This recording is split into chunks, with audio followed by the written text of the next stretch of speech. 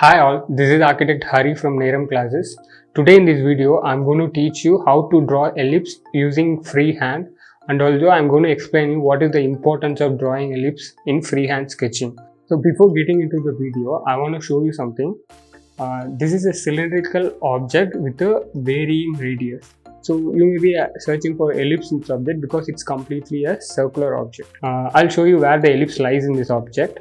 If you keep this object straight towards your eye level, the top surface of the cylinder is a straight line, complete straight line.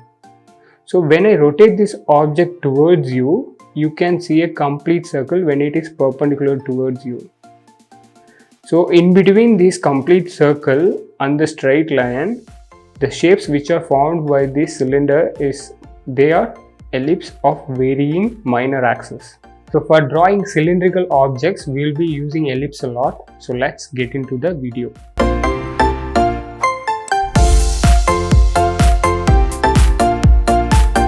These are the two shapes students often confuses with ellipse. These two are not ellipse. The top one is called oval shape and the bottom one it's not an ellipse because it has two dots at its ends. An ellipse is a shape in which the curve gradually tapers towards its end. It will not have a dot or line in it, and this image shows the shape of ellipse as it gradually changes from line to circle. Okay, let's say I want to draw this tumbler.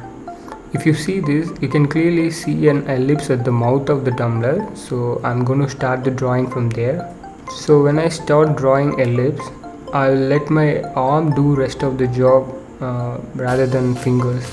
I'll hold the pencil steady and stiff and rotate the entire arm, not just the fingers.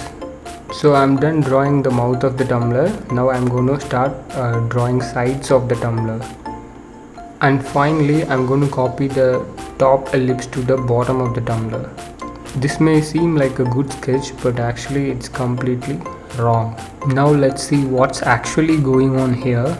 Now if you see the top surface of this cylindrical object, it's actually straight line, but if you see the bottom surface, it's a ellipse. These two ellipses are not the same. This is happening because these two ellipses are lying in the different levels, so I see them differently. These both ellipses are on the same glass, but they are presented to my eyes at different levels. If you see the cylindrical object, the top ellipse of this object is actually aligned to my eyes, hence I am able to see it as a straight line. But I have to bend my neck slightly downwards to see the bottom of the cylindrical object. And since it's not in my eye level, I am able to see it as an ellipse. Now if I move the cylindrical object below my eye level, I'll be able to see both the top and bottom ellipses. But even then, if you see, the top ellipse is actually narrower compared to the bottom ellipse. Now if you move the entire cylindrical object below your eye level, you'll be able to see the top ellipse as well as the bottom ellipse.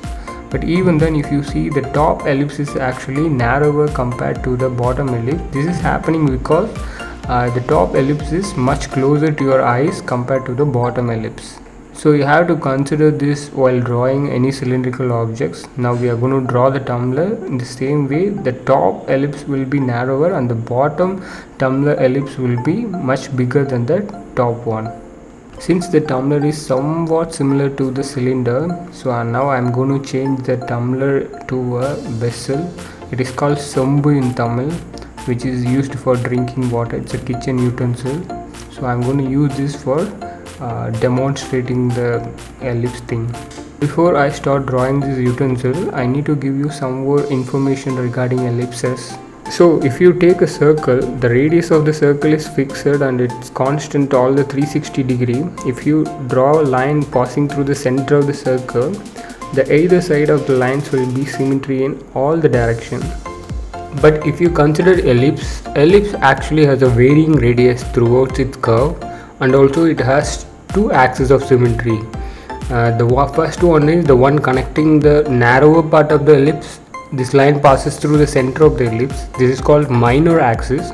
And the other one which connects the longer part of the ellipse, and this also passes through the center, and this is called major axis of symmetry for the ellipse. Now I am going to draw 4 ellipses down the center line which I drew a moment ago. the one at the top, and the other one at the neck of the object, and the other one at the belly, and the other one at the bottom of the cylindrical object.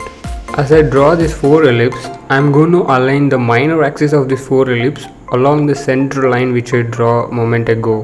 And I also pay attention to the roundness or openness of the ellipse as I draw these ellipses down the center line. I can clearly see an ellipse at the top surface of this vessel, so I'm going to start this drawing from there. I would like to give a small guideline for me to draw this ellipse. This guide roughly shows the top, bottom and side of the ellipse. Now I'm going to rotate my arm along the guides instead of just fingers and try finishing up this ellipse. If you see, there are 2 ellipses at the mouth of this vessel. So these ellipses are actually roughly the same eye level, so I'm going to give the same minor axis and inscribe another ellipse inside the previous one. Now I'm going to draw the ellipse at the neck of the vessel. I'm going to make this ellipse little rounder than the previous ellipses we drew at the mouth of the vessel, since it's below our eye level. Now I'm going to do the same for other 2 ellipses, and also I'm going to use the gauge for roughly making the minor axis a little bit rounder than the previous ellipses. Once I'm done drawing the 4 ellipses, now I'm going to join the sides of the ellipse. These lines represent the contour of the vessel, so you must pay more attention to the contour of the vessel or the object whichever you may be using for sketching. So this is how you draw the cylindrical objects. So these things you should keep in mind. For drawing ellipse, you must start with the plus symbol. The vertical one should be of lesser height compared to the horizontal one, and also you must have a guideline on the 4 ends of the ellipse. Once you are done with the guides, you have to connect all of them by rotating your hands. I have taught you potato method and other methods for drawing circles. I'm going to attach the link for that video in this description. You can use the same method for drawing ellipse as well, but for circles the radius is fixed. For the ellipse, the radius is not fixed, it's varying throughout the curve. So keep this in mind and practice ellipse more so that you will get familiarized with the cylindrical objects. We are planning to do a lot of sketching tutorials in this channel. If you don't want to miss out any of those videos in future, kindly do subscribe us and click on the bell icon. See you guys in next video. Signing off, Architect Hari from Neram Classes.